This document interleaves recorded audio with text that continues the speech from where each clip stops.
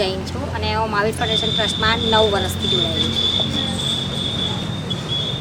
શું પ્રેરણા હતી આશાદીપ ઈચ્છા હતી પ્રેરણા શું હતી? મારું કામ બીજું જ હતું, પણ પછી જે અમે પ્રોજેક્ટ ચાલુ કર્યો ને એમાં મને બહુ જ મજા આવી કે આ છોકરાઓ વગર હવે રહેવાતું જ નથી. એમ છોકરાઓ બહુ જ યાદ આવે છે અને અમારી આ પ્રવૃત્તિ બહુ જ સરસ છે કે ખરેખર બધાનું ભવિષ્ય સારું થશે છોકરાઓ. અમે પણ બહુ જ પ્રેરીએ છે કે આ જે મારી ઇન્ટરનેશનલ અને ડૉક્ટર વીસી જેને આજે શરૂ કર્યું ત્યાં બાળકોને વિદ્યા તો પ્રાપ્ત થાય પણ સાથે સાથે એમને જીવનની જે સમજણ પણ મળે. સરસ. તમારા સંપત્તિનો પ્રોગ્રામ મને બહુ જ ગમ્યો. એમાં છોકરાઓને ખરેખર મજા આવશે અને થોડુંક જાણવા મળશે.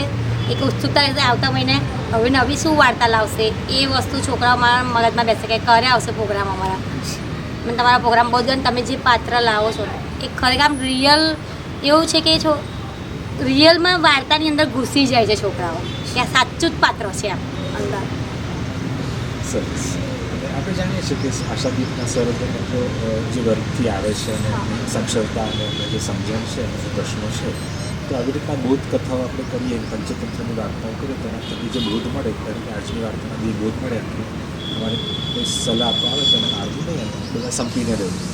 તો એ જે તેમનું જીવન છે ને રોજિંદા જીવનમાં એ જ્યાં એ બોધ મળ્યા છે એનો ઉપયોગ કેટલા પ્રમાણમાં કેટલા હદ સુધી કરશે એવું તમને શું વિચાર છે? ના, ઘરે જઈને એમના મમ્મી પપ્પાને પણ કહેશે. જો કદાચ કોઈ ઝઘડો જોશે ને તો કહેશે ના સાંભળો અને પછી કરો. એ થોડું જ્ઞાન એ લોકોને મળશે તો એમના મા બાપને આપશે કે એમના મા બાપ પાસે જ્ઞાન નથી એટલે એ લોકો અંદર અંદર લડતા હોય છે. તો આ વસ્તુથી એ લોકોને થોડોક ખાસા અંશે ફરક પડશે અને હળીમળીને રહેતા શીખી જશે સંપીને. સરસ. અને વાર્તા કથન તો છે ને બહુ જ જૂની પરંપરા છે. આપણા દાદા દાદી આપણને સુધી વખતે વાર્તાઓ કરતા શીખ પણ મળતી ને આપણને ઊંઘ પણ આવી જતી. પણ આજે અમારો પ્રોટેક્શન આપણે જાગૃત કરવાનો પ્રયત્ન કરી રહ્યા છીએ વાર્તાઓ થકી. તો વાર્તા જેવું માધ્યમ બની શકે કે જેમાંથી આપણે જાગૃતતા લાવીએ એમનામાં એક નવી ઓળખ મળે એમને કે નવી એક સમજણ મળે વાર્તા થકી.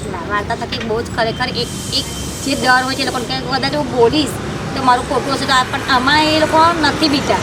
જે મનમાં આવ્યું દિલમાં આવ્યું એ બોલે છે એનો જવાબ એ લોકોને મળે છે તો એ લોકો આનંદ પામશે. એટલે એક આત્મવિશ્વાસ બી વધશે એમાંથી એમાં.